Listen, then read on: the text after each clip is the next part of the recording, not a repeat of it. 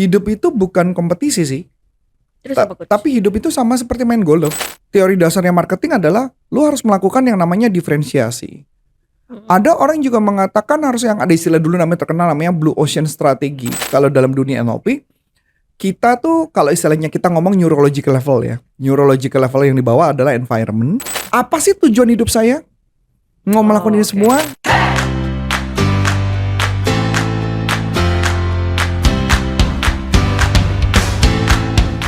Halo teman-teman, kembali lagi dengan saya Karin di channel YouTube NLP for Business untuk Indonesia. Nah, untuk teman-teman mungkin ini kita akan baru ya nih channel YouTube-nya itu tetap lama, tapi kita membahas untuk NLP yang membahas tentang bisnis. Nah, untuk teman-teman apa kabar nih? Baik kan ya semuanya ya?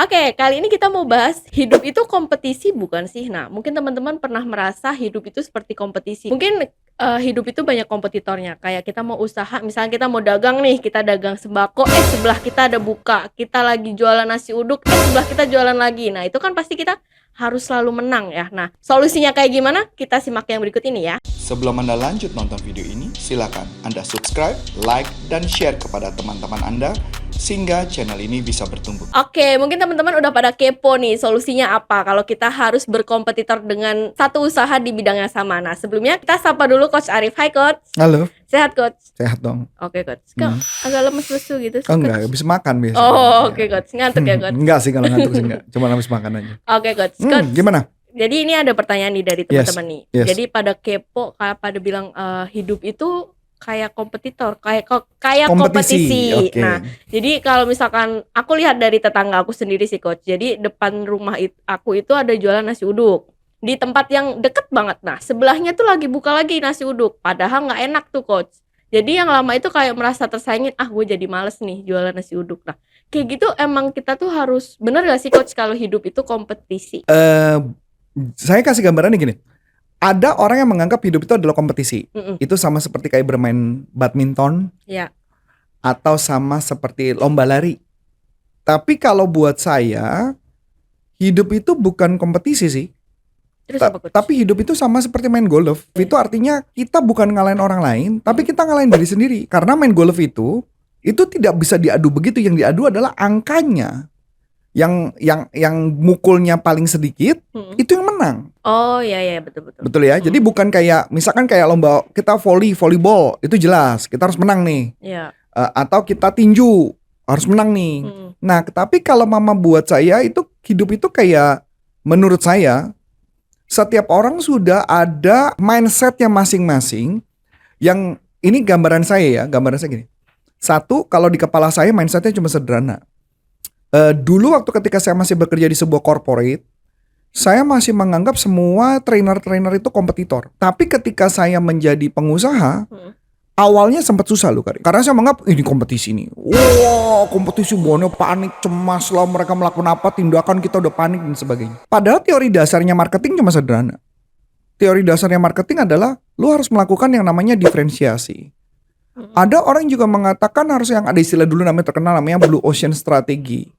Blue ocean strategy itu maksudnya pengertian blue ocean strategy artinya lautnya biru. Yeah. Kalau red ocean itu artinya laut sudah banyak ikan hiu saling bunuh-bunuhan, Merah. darahnya keluar, makanya jadi red ocean. Oke. Nah, jadi kalau mau unggul pastikan kita di blue ocean. Ya, atau diferensiasi. Nah, jadi tugas saya ketika dalam sebuah bisnis supaya kita tidak berkompetisi, saya akan masuk di ceruk pasar yang sangat sempit, yang marketnya menurut saya itu market saya banget. Oke. Dapat ya gambaran kayak gitu ya. Jadi itu yang saya masukin.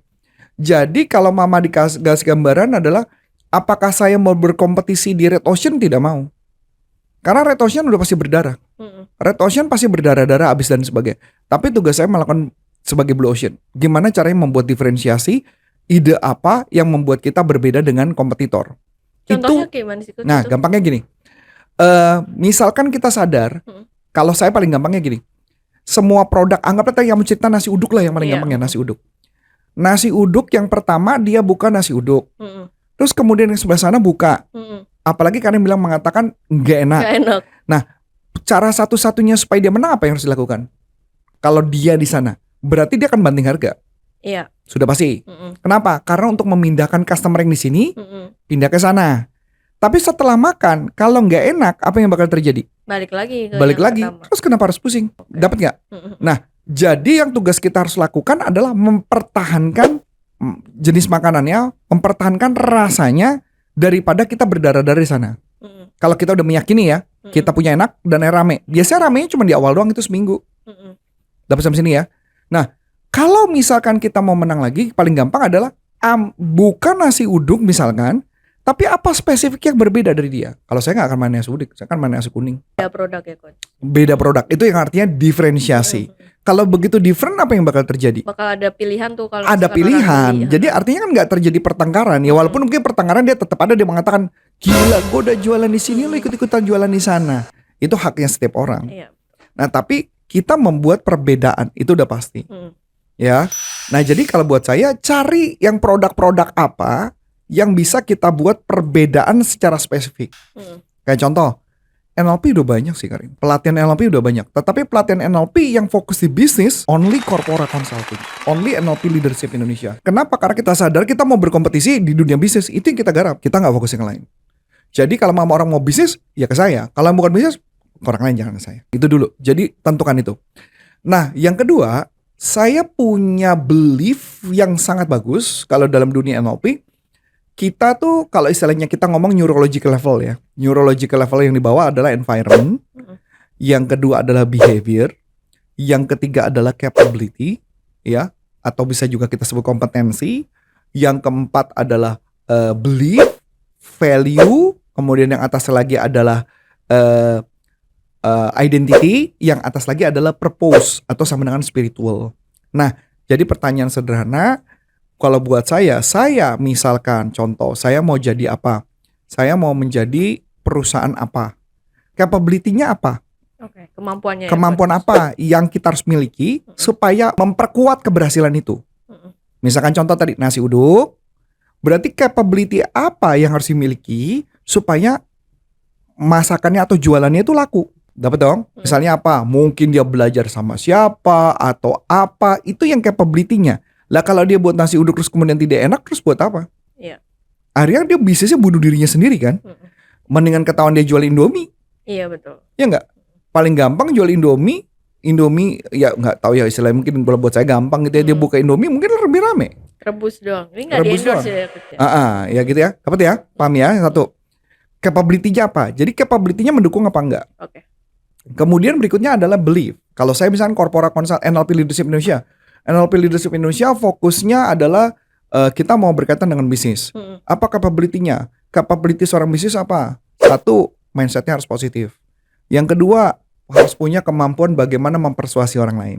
Yang ketiga, punya kemampuan leadership yang baik. Keempat, bagaimana mengelola orang yang baik. Yang kelima, bagaimana mengubah tim yang mindset-nya atau gampang down dibuat menjadi up. Oke. Dapat ya? Ada.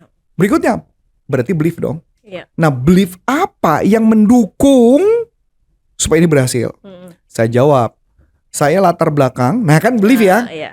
Latar belakang saya adalah di dunia bisnis, sampai dari posisi bawah sampai posisi sales director, dan partner saya juga lebih ke arah bisnis dan sebagainya. Kami banyak berdiskusi tentang bisnis, bagaimana kemampuan bisnis untuk meningkatkan performance, kinerja. Nah, itu kan belief. Iya. Itu belief yang tambahan, belief yang biasa.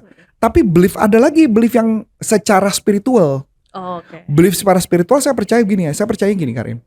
Saya percaya saya itu adalah kepala, bukan ekor. Iya. Saya itu naik, saya bukan turun. Tuhan membuat saya naik, Tuhan bukan membuat saya turun. Tuhan memberkati apapun yang saya lakukan. Nah, itu belief yang memperkuat ketika saya jalan apapun saya lakukan, saya menganggap nggak ada kompetisi. Semua orang punya ladangnya masing-masing. Ini ladangnya saya, karena saya percaya saya dijadikan kepala bukan ekor oleh Tuhan. Saya dijadikan naik bukan turun oleh Tuhan. Itu berarti beliefnya saya. Nah, value-value apa yang paling penting? Nah, kalau value-nya korporat kan yang paling penting apa? Atau NLP Leadership Indonesia. Bagaimana memastikan yang keberhasilan bukan trainer yang mengajar berhasil, tetapi setelah pulang dari pelatihan kami, mereka punya kemampuan itu. Itu yang disebut namanya value. Oke. Value-nya apa? Artinya value-nya kita sukses kalau lu sukses. Ya kan gitu nilai-nilainya. Jadi apa? Kita care. Kita mau mereka improve. Nah itu target kita. Nah jadi value-nya mendukung nggak? Value kita juga adalah berkaitan dengan spiritual. Yeah. Nah value spiritual artinya apa? Saya mengajarkannya bukan tentang pakai kekuatan diri, tapi adalah Tuhan dulu di tempat pertama, baru itu. Clear dong message-nya. Naik lagi ke level berikutnya. Itu apa? Berarti naik level berikutnya identitas. Siapa sih seorang Karin itu? Gitu kalau misalnya kita bisa, siapa sih Antonius Arif itu? Nah saya bilang saya adalah seorang pebisnis. Saya adalah orang yang bisa mempengaruhi orang lain bisa percaya dengan saya, bisa bernegosiasi dengan baik. Dan juga saya adalah pengajar yang bisa membuat mereka tembus batas performa mereka. Yeah. Nah itu kan identity. Spiritual yaitu adalah purpose. Apa sih tujuan hidup saya? Mau melakukan ini semua? Nah tujuan hidup saya adalah menciptakan orang-orang hebat yang mendahulukan Tuhan dengan juga melakukan punya kemampuan kompetensi dengan pendekatan NLP. Itu gambarannya. Nah jadi kalau balik lagi ke bisnis, skillnya ada nggak, capability-nya ada nggak bikin nasi uduk tadi? Yeah. Jangan-jangan nggak ada, ya kan? Atau dia punya belief nggak makanannya enak? Atau dia melakukan riset nggak makanannya enak? Yeah. Jangan-jangan enggak gitu kan? Dia buat aja dan sebagainya. Sebenarnya ada satu cara lagi sih. Apa tuh coach? Nasi uduk gak enak biar rame. Gampang, sambelnya yang enak. Oh nasinya jadi biasa aja ya? Nasi biasa, nasi B, sambelnya enak. Atau jumlah porsinya banyak. Oh iya betul. Itu satu-satunya. Nggak enak nggak masalah, tapi porsinya banyak. Jadi maksudnya tetap pasti ada peluang gitu loh Karin. Jadi ngeliatnya apa yang dilakukan sama orang, apa yang bisa kita lakukan. Jadi kita ngeliat nih potensinya apa. Itu gambarannya. Ini udah berapa lama buka nasi uduknya? Ini udah sebulan 2 bulan sih coach. Udah mulai sepi apa masih rame? Nggak ngeliat sih, karena beli sekali nggak enak udah nggak mau lagi. Nggak mau lagi. Tapi kelihatannya weekend Karin sempat nggak perhatiin? Nggak perhatiin. Nggak perhatiin. Nah coba kita lihat ya nanti ya teorinya bener nggak nih ya? Harusnya itu masuk gambarannya. Jadi orang akan penasaran, dia bikin harga murah ya? Lebih murah. Bener kan? Lebih Iya murah. bener kan? Terus hari ini tadi tutup dua-duanya coach. Gak ada yang buka. Oh iya? Iya. Waduh, ini hari apa? Selasa ya? Selasa. Jadi ada pedagang artinya apa sih? Selasa nggak boleh buka bisnis ya? Lucu juga ya. Ya sebenarnya kalau ini juga filosofi sih Karin.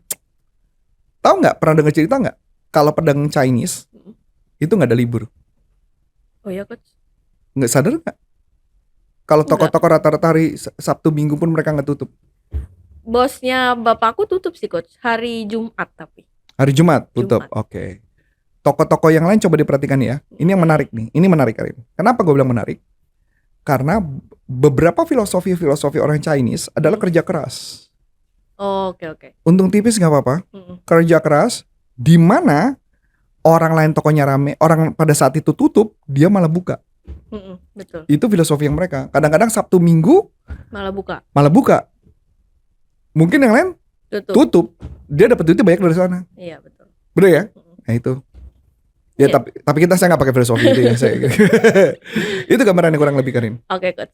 Berarti untuk kita cara menangnya kita harus ada unique selling point-nya ya. Unique selling position, ya unique selling diferensiasi kita apa, yang membedakan kita apa. Jadi tugas kita di dalam NLP di setiap tahap apa yang harus kita perbaiki untuk skillnya lebih memperbaiki di bagian itu. Kalau nggak bisa sih Karin. Berarti itu buat menangnya kita harus nyari itu aja gitu ya. Mencari pola. Saya percaya sebuah bisnis itu harus ada pola. Bahkan main TikTok, main YouTube, main apapun media sosial itu ada pola. Jadi tugas kita cari polanya udah dapet, terus diulangin polanya, hasilnya sama. Jadi dulu waktu ketika saya bisa berhasil mendapat masuk majalah SWA karena saya dapat pola. Karena udah 3 kali berturut-turut, pertama kali berhasil. Coba cara yang sama, berhasil lagi. Coba cara yang sama, berhasil lagi. Berarti sudah dapat pola. Polanya itu doang. Dan lucunya sampai hari ini polanya dipakai. Oke. Jadi karena polanya udah terbentuk kan, ya polanya cuman begitu aja Karin. Jadi maksud saya tugas kita cuman membuat polanya aja. Enak banget kan yang terusin polanya sampai sekarang kan? Iya itu. Nah tugas kita mencari pola. Jadi sebuah bisnis juga sama. Cari pola. Ini polanya bagaimana. Begitu dapat polanya apa yang harus dilakukan. Jadi kalau istilah saya kalau di tim penjualan tuh cari semua, kita punya sukses pola. Nah sukses pola kita masing-masing harus dicari, dapat polanya, diulang aja, Anda akan berhasil. Itulah yang saya sebut makanya kenapa neurological level atau belief-nya mereka itu yang akan berpengaruh ketika dalam proses pengembangan diri atau bisnis atau apapun. Oke coach, menarik. Menurut aku sudah cukup sih coach. Mungkin ada teman-teman nanti misalkan ada yang mau ditanyakan boleh di kolom komentar ya. Oke coach, aku mau bagi-bagi ebook nih coach. Ebook apa nih? Jadi kita ada ebook 3 tips untuk menghancurkan mental block khususnya berkaitan uang. Jadi nanti akan ada untuk alat tesnya nih coach. Jadi apa aja nih yang bisa kita tes di situ. Oh keren banget nih. Ini harus Anda miliki, punya, karena ini harganya mahal banget kalau dibuat pelatihan. Ini kami berikan free. Gratis. Oke, jadi teman-teman tinggal klik link di bawah ini, nanti akan ada link di caption juga, ya, di betul. komen. Ya. Nanti bisa kasih tahu nama, email sama nomor handphone, nanti langsung dikirim otomatis. Kalau gitu, untuk kita tahu tentang pelatihan-pelatihan kita di nlpleadershipindonesia.com, di situ akan ada jadwal dan perkiraan ini batch selanjutnya kan batch ini mau jalan nih coach. Berarti menjelang mendekati 3 bulan akhir ya. Iya. 3 bulan atau tengah tahun gitu ya. Sebagai informasi ya teman-teman ya, di tahun ini yang kelas kami yang ini udah jalan, udah pasti jalan, besok jalan. Ini banyak beberapa pengusaha besar loh. Banyak pengusaha-pengusaha besar yang saya juga kaget, banyak pengusaha-pengusaha bahkan toko-toko besar yang join di pelatihan ini dahsyat banget nih, sinting banget nih. Udah batch 22 nih coach. Oh ya udah batch 22 ya, udah banyak banget ya. Iya. Nah, itu aja mungkin. So, akhir kata saya Coach Antoni Syarif dan Saya Karin. NLP for Business Untuk untuk Indonesia.